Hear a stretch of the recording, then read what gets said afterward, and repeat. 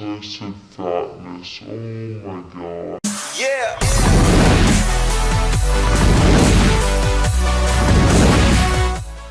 Welcome back to my channel, Fashion, Fitness, and Peanut Butter.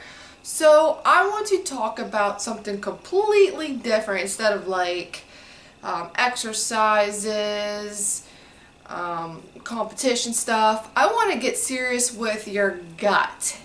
Now, I've been getting a lot of questions with my clients, just general messages on YouTube, even on Instagram. I have IBS, and I have talked about it, and I get a lot of questions of what kind of foods work for you, what's good to eat. I've been dealing with this probably since I was 10 years old. So I had a lot of time to learn what works, what doesn't work. I'm going to get some serious, maybe a little bit of gross details. So if you don't want to listen to this, you might as well just shut the video down and go about your merry way. So I used to have IBS diarrhea, okay?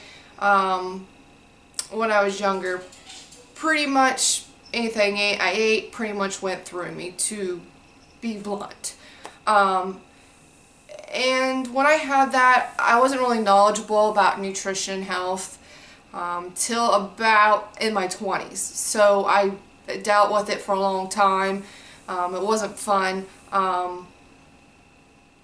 But that being said, obviously when I got my personal trainer certification about 3 years ago, I really learned a lot about nutrition, and I did a lot of experimentation. I have actually went to the doctor, as a gastro doctor, and to kind of touch upon that, they told me about a food map. I can't say it's FOD map, food map, well, anyways. They give you a list of, which I'll show you guys here, I'll like zoom up on it. They give you a list of foods that work well with your gut, that don't bother your gut, and then they give you foods that you should not be eating and what irritates it. A lot of that irritates your gut. We have IBS, obviously dairy. Dairy is a big thing. A lot of people are lactose and they don't know it. I am actually slightly lactose. If I have any kind of milk at all, it normally is almond milk.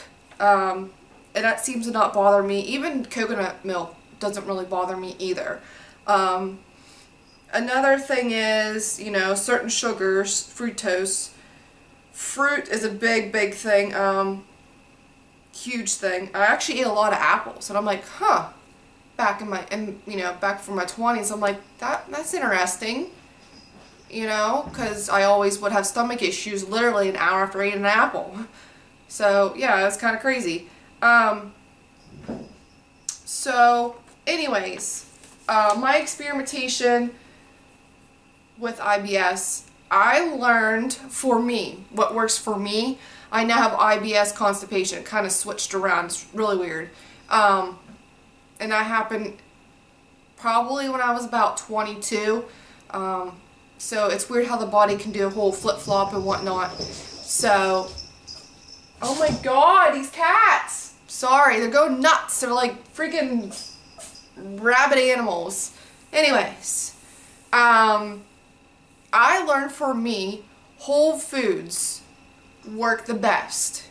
Eating small meals 5 to 6 times a day. I portion my meat out. Usually for me, for a female, is 4 ounces. Guys, normally they can have 5 to 6 ounces.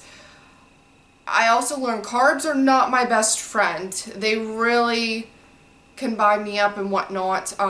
If I have any kind of carbs, it's going to be sweet potatoes. I feel like they digest the best in my body. Vegetable-wise, I learned what vegetables work and don't work. And there's only a couple vegetables that I can intake and it does not bother my stomach. In which that is green beans. I can eat a whole crap load of those and they don't even bother me. Asparagus, I can have them. Oh my, cats? Ooh! Sorry for the interruption. These cats are going haywire. Oh my gosh, now I lost train of thought. Thanks, Stewie and Stella. Okay, vegetables, yeah. So asparagus, as I was saying, I can have that probably once a day and maybe about 12 spears, and I figured out that's what works for me. Not consuming any more than that. Spaghetti squash is another one. I can't have that every week, but I notice I can probably have that like 1 week on, 1 week off. But the main vegetable that works for me is green beans.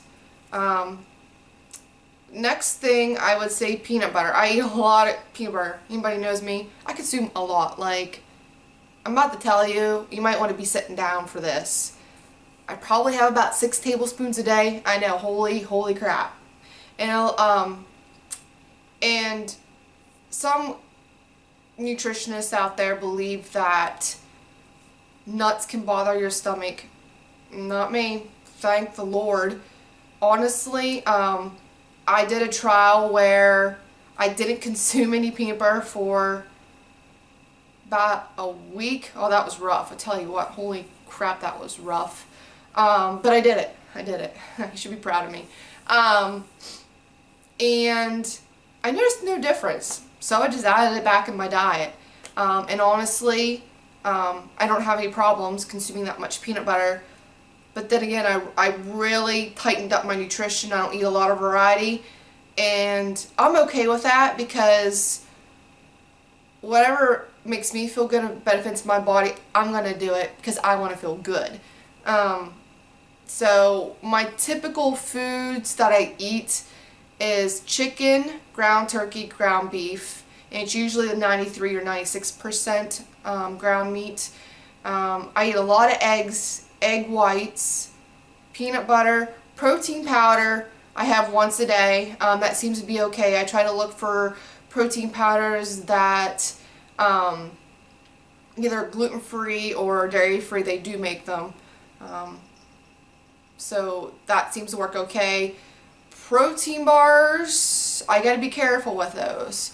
If I have too many, gas, bloating, it's horrible. The only protein bar that actually works for me, I can have about every other day and doesn't bother me that much at all, is actually the company I'm with.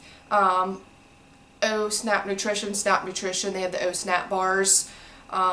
They're a smaller bar, they're not loaded with fiber.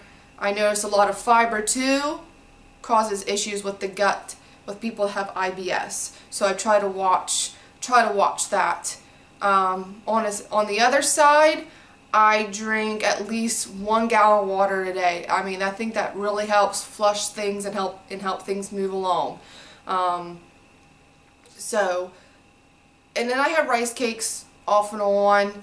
So that's really, honestly, the extent of my food. I do treat myself once or twice a week of having a processed or a fried meal, but that just does havoc on my gut. But it's pretty much playing around, seeing what works for you. Hopefully this was helpful. If you have IBS, constipation, you just gotta experiment, do trials where you take one food out for a week, you notice no difference, then try another food for another week. Maybe write it down, keep a note with you, see if that works. But another thing that I recommend is probiotics. I love my probiotics. I believe they help. So get yourself a good probiotic. Yeah, I know. You might want to spend $20, $30. Honestly, seriously, you might consider. I'll show you what I take. So I'm going to show you right now. And I just discovered this company, if you can see. And they're on Instagram. This runs about, I think, $35. I take it once a day. There's 42 caplets in it. And honestly, it's the best probiotic I found that works for me.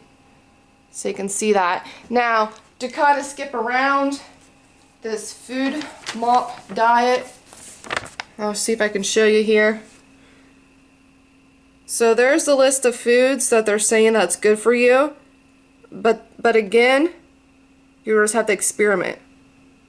And then this is the foods that you should not have.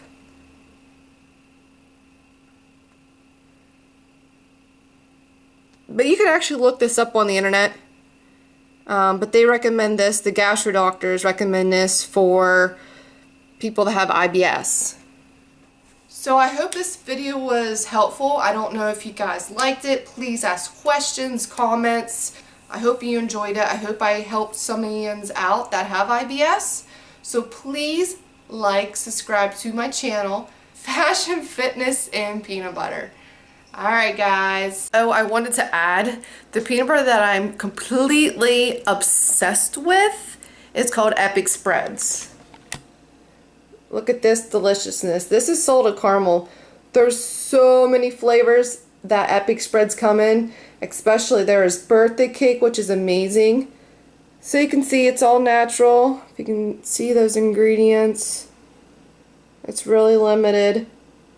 Low sodium, low sugar. This is the only peanut butter that does not bother my stomach. It is wonderful. Highly recommend. I will put in the description box below the website, and I'm actually an ambassador for this company, so I'll let you know my coupon code too. And if you do end up getting it, please let me know.